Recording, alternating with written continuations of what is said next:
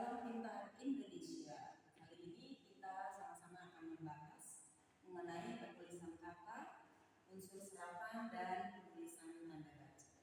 Kita bahas satu persatu ya. Pertama adalah penulisan kata.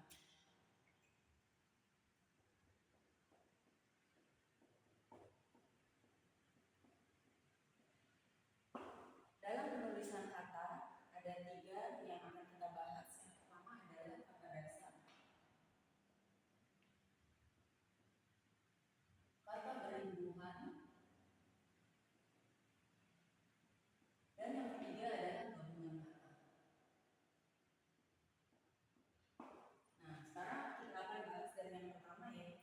Kata dasar adalah bentuk kata yang paling dasar, belum mendapatkan hubungan apapun, dan memiliki makna inti yang dapat berdiri sendiri.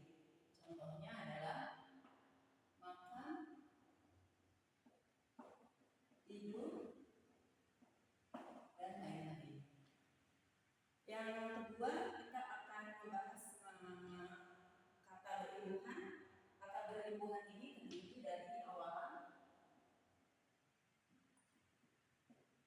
Contoh dari awalan yaitu me, ber, ke, dan di. Dan contoh daripada akhir adalah an, kan, dan i. Contohnya adalah makan apabila diawali dengan huruf i atau awalan di, maka cara penulisannya adalah disambung. Ya. Jadi semua bentuk kata kerja yang berimbuhan penulisannya adalah disambung, khusus untuk kata kerja. Contohnya makan, tidur, minum, dan lain-lain. Sekarang kata gabungan. Satu lagi ya, di sini belum selesai. Dalam kata imbuhan, apabila huruf pertama adalah huruf kapital, maka cara penulisannya adalah harus menggunakan kata huruf. Seperti KTP, penulisan KTP. Di sini imbuhannya misalkan ber. Jadi cara penulisannya harus menggunakan. Yang terakhir, saya akan menjelaskan gabungan kata. Gabungan kata, contohnya adalah garis bawah. Nah, apabila kata ini berdiri sendiri, maka penulisannya harus terpisah. Lain halnya dengan kata yang diberi imbuhan, contohnya menggarisbawahi. Nah, pada kata ini, kata menggarisbawahi, cara penulisannya adalah dengan disambung. Ya, sekarang kita masuk ke topik yang kedua, yaitu serapan kata. Serapan. Apakah itu kata serapan? Kata serapan adalah kata yang diambil dari kata asing, baik dari bahasa Portugis, Belanda, maupun dari bahasa Arab. Yang sering kita gunakan ya, jenis-jenisnya adalah yang pertama adalah adopsi, yang kedua adalah adaptasi, yang ketiga translasi, dan yang keempat adalah kreasi. Apa perbedaan dari keempat jenis serapan ini? Yang pertama adalah adopsi, yaitu keseluruhan penulisan dan maknanya itu tetap. Contohnya adalah supermarket. Yang kedua, adaptasi, yaitu serapan kata yang disesuaikan dengan pedoman umum ejaan bahasa Indonesia. Contohnya apa? Bisnis, dari kata business. Yang keempat, translasi, di mana kata ini disesuaikan atau dipadankan. Contohnya adalah yang sering kita temui, kalkulator itu berasal dari bahasa Inggris, yaitu calculator. Terakhir adalah kreasi, yaitu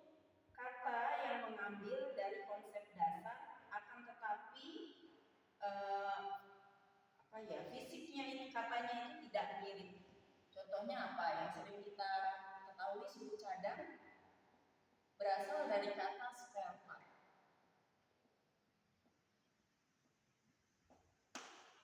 Oke, di pembahasan ketiga yaitu penulisan tanda baca. Tanda baca yang sering kita gunakan atau sering kita temukan dalam sebuah penulisan adalah yang pertama tanda titik, koma, kemudian tanda seru dan tanda tanya.